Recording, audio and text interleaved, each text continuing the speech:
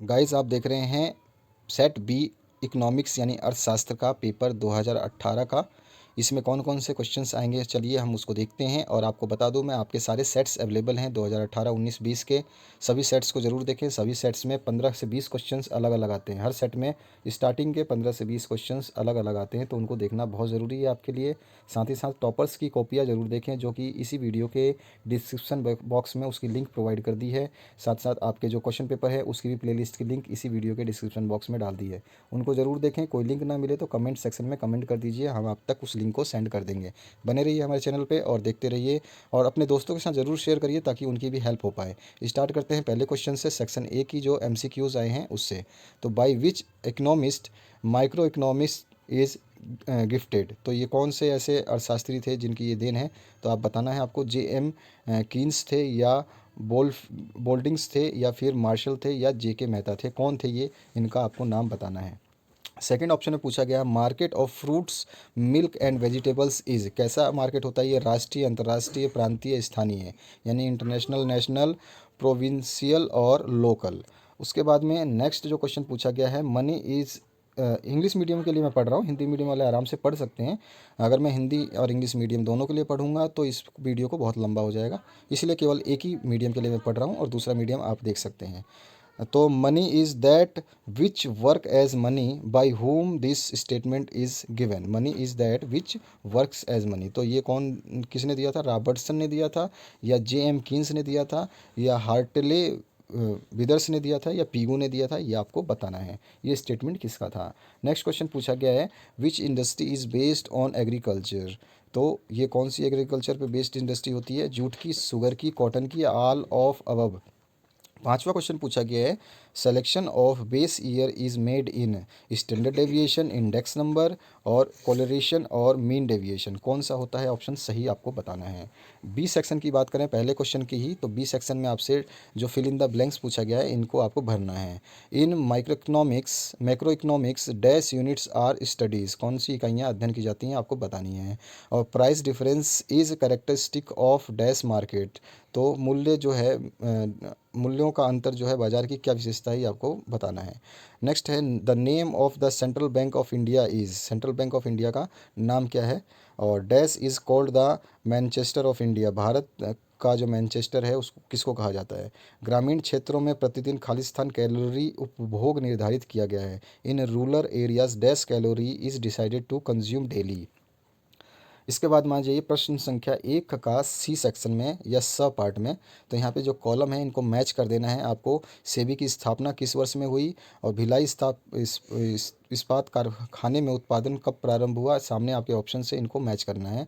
इसी तरह से तीसरा पूछा गया विशिष्ट अर्थशास्त्र, यानी कि ये किसके साथ, कौन से मतलब समय में आपको, मतलब किससे, व्यक्तिगत व्याख्या है या सूचकांक है, और जीवन स्तर की माप क्या है, और उसके बाद भारत निर्माण योजना कब प्रारंभ हुई, इनको आपको मैच कर देना है। ये सामने इंग्लिश और हिंदी मीडियम के लिए जो कॉलम दिए गए हैं, आप जिस मीडियम से भी हैं उसके हिसाब से आपको इसका आंसर देना है। सेकंड जो क्वेश्चन है इसमें पूछा गया है what is equilibrium price. Third है what is definition of interest. Fourth write the scope of public finance. Fifth what is meaning of personal income.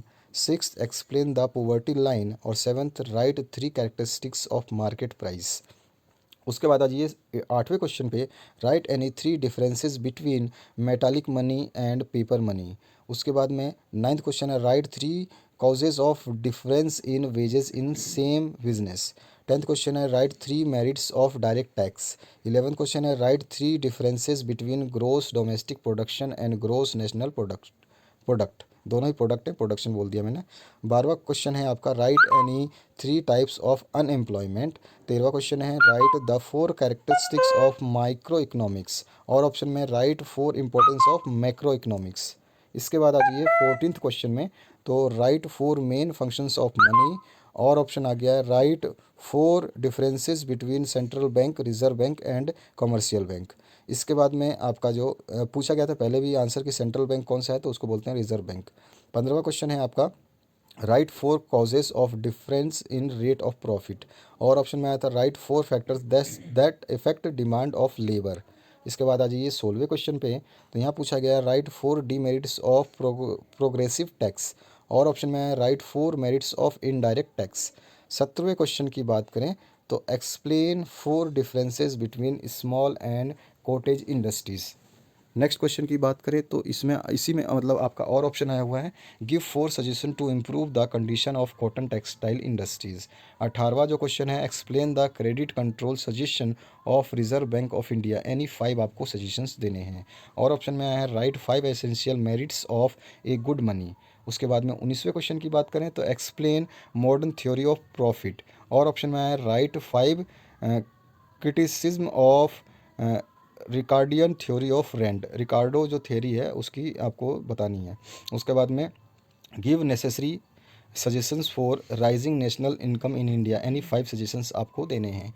और ऑप्शन में आया था, explain the importance of national income accounting system. Any 5 आप इसको बता सकते हैं।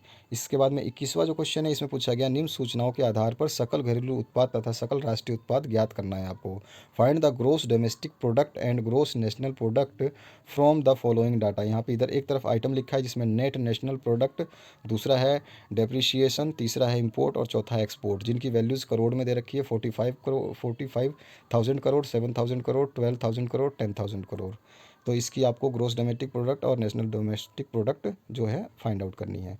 और ऑप्शन जो आया था इसमें आपको निम्न आंकड़ों के आधार पर आय गणना विधि द्वारा राष्ट्रीय आय की गणना करनी है। इसमें आपका इंग्लिश वर्जन में पढ़ देता हूँ। Calculate the national income from income computation method on the basis of the following data. इसमें सैलरी एंड वेजेस है 15,000 करोड़, रेंट है 5,000 करोड़, प्रॉफिट है 25,000 करोड़, इंटरेस्ट है 5,000 करोड़, डेप्रिसिएशन है 1,000 करोड़ और ग्रोस डोमेस्टिक इन्वेस्टमेंट है 25,000 करोड़। इसके बाद आ जाइए 22वें क्वेश्चन पे। तो what main precautions should be kept in mind in construction of index number.